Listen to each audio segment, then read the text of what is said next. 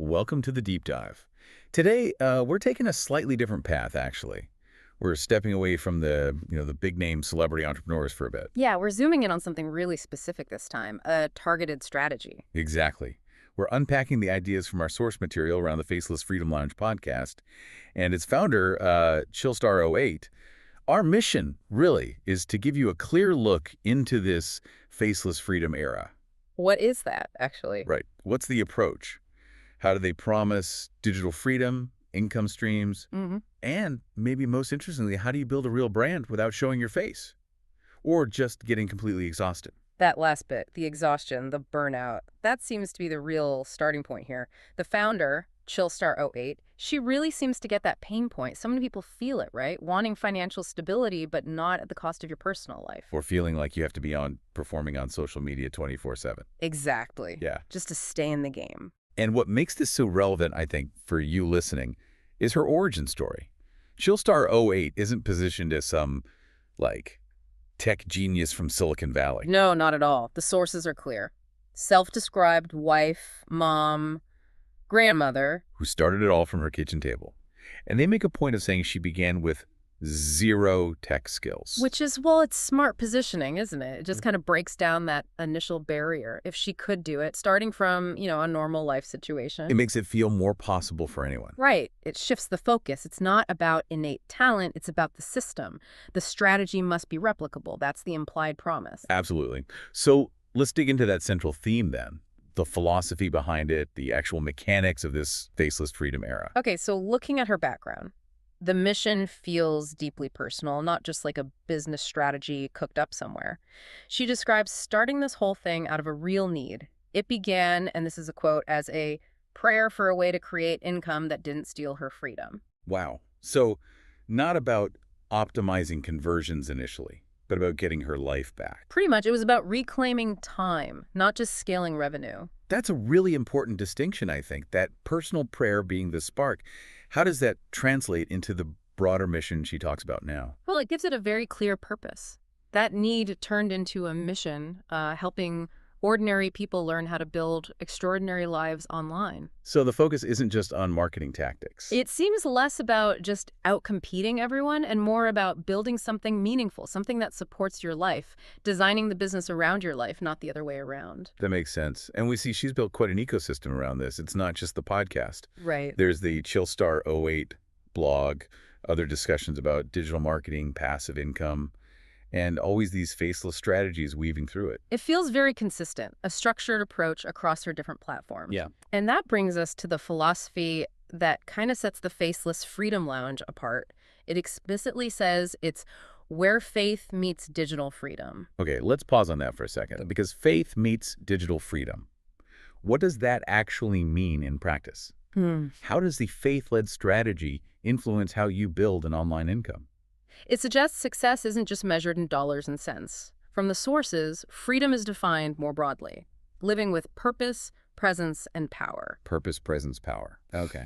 So if the strategy is faith-led, it implies your business decisions are guided by something more than just profit. Maybe ethics, sustainability, serving others, genuinely creating something that gives back time instead of just taking it. So it affects what you choose to build and how you build it to make sure it aligns with those deeper values. Exactly. Intentional presence, maybe. Okay, so profit fuels it, but purpose steers it. That's a compelling combo. If that's the philosophy, what are the sort of high-level pillars she mentions for building these income streams? She breaks it down quite neatly into three core things: systems, storytelling, and faith-led strategy. Systems, storytelling, faith-led strategy. Yep. Systems handle the automation, the mechanics. Storytelling creates the connection, the brand voice, without needing a face. And the faith-led strategy provides that foundational purpose and ensures it's sustainable for you. Got it. Okay, let's shift gears then to the systems part. That's the engine, right? The promise is income streams that run quietly in the background. For someone listening who feels overwhelmed by digital tech, what are the actual tools they're teaching? Right, this is where it gets practical. We see four key elements pop up again and again in the source material. They seem to be the cornerstones. First up, faceless marketing. Okay, what does that entail exactly? It's essentially creating a strong brand identity, a voice, maybe a specific aesthetic, but without using your own face or personal photos. Think about successful anonymous accounts or brands where the content or the message is the focus, not the individual person. Really key for anyone camera shy or just wanting privacy. Makes sense. And that connects to the second element, which is huge right now, AI automation. Mm-hmm. In this context, what kind of AI work are we talking about? Just basic chatbots. It seems much broader than that. It's about using AI tools for the heavy lifting, content generation ideas, maybe first drafts for posts, writing email sequences. Optimizing things. Yeah, optimizing keywords for digital products, scheduling social media, maybe even managing parts of the funnel follow-up. The AI basically acts as your tireless assistant, keeping the system going 204/7. Okay, tireless assistant. I like that. What's third? Third, a big focus on creating and selling digital products. Ah, right. That's crucial for the profit claims, isn't it? Absolutely. Ebooks, templates, courses, workshops, things with basically zero replication costs. No inventory, no shipping. You create it once. Huge leverage there. Yeah. And the fourth pillar, you mentioned it links things together. Funnels, sales funnels, for anyone listening who's heard the term but isn't quite sure. Yeah, break it down simply. How does a funnel work here? Okay, so a funnel is just a pre-planned automated path you guide potential customers through.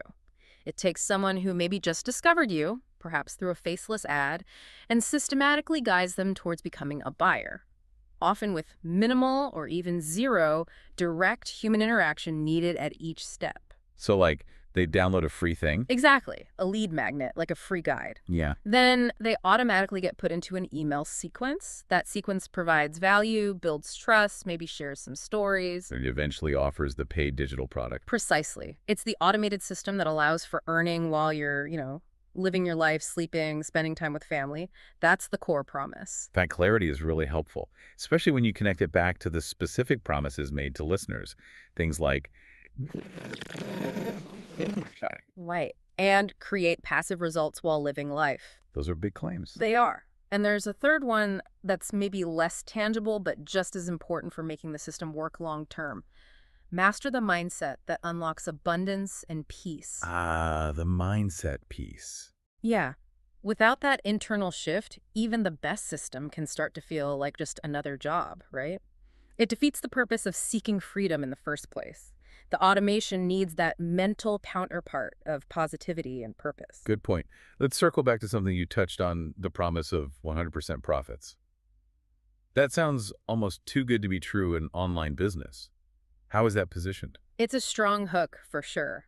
And it's viable specifically because the focus is on those digital products you create yourself. Because there's no cost for inventory each time you sell one. Exactly. Your cost of goods sold on the product itself is essentially zero.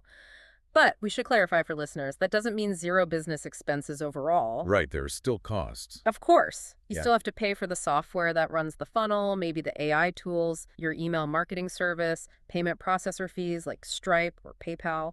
So 100% profit refers to the revenue from your product sale, not after all business costs. Correct. You're keeping all the revenue from selling your own intellectual property, unlike, say, affiliate marketing or dropshipping where you only get a cut. But the core benefit remains. High margins, minimal recurring product costs.